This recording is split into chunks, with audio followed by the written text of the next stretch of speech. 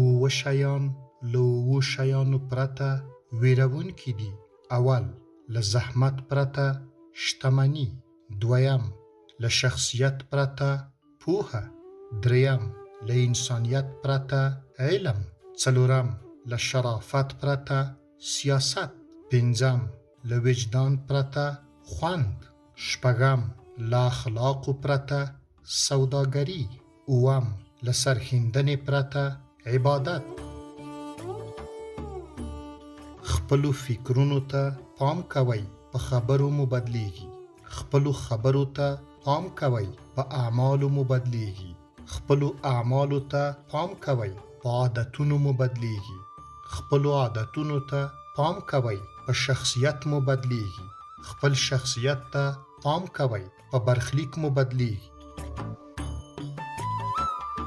که په موږ ازادي نه وي ګرانه، نو د ازادۍ ډوډۍ نشو خوړلی، او که مو وخوړه هضمولی نشو.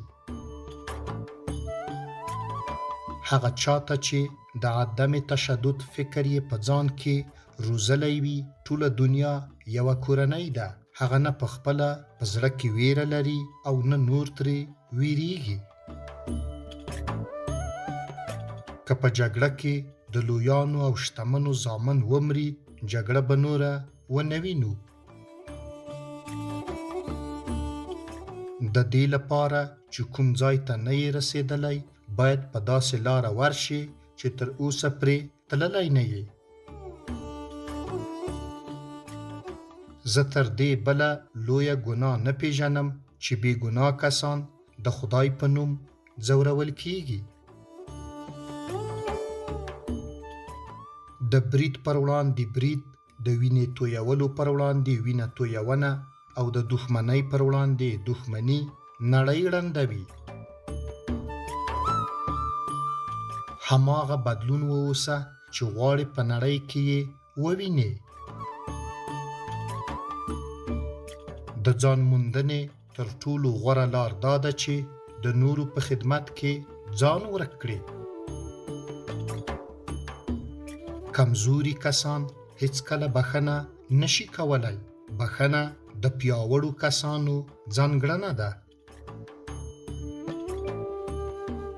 زما درد یوازیتوب نه دی، بلکې د هغه ملت مرګ دی چې په سوال کولو یې قناعت او پر ټمبلۍ یې صبر کړی دی، او په خوشحالۍ سره دغه څه ته د خدای د حکمت نوم ورکوي.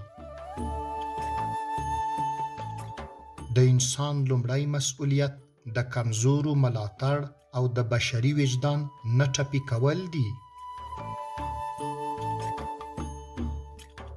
نه تاوتریخوالی به هغه وخت وي چې موږ له هغو کسانو سره مینه وکړو چې له موږ څخه کرکه لري. د مینې په دغه ستر قانون عمل کول ډیر سخت کار دی، خو د سترو کارونو ترسره کول سخت نه دي. که کومه ورځ یې وګواښلې، نو پوه شه چې ستا پر وړاندې کمزوری دی. زده کړه داسې وکړئ لکه د تل لپاره چې ژوندي یئ، او ژوند داسې وکړئ لکه سبا چې مړه کیږئ.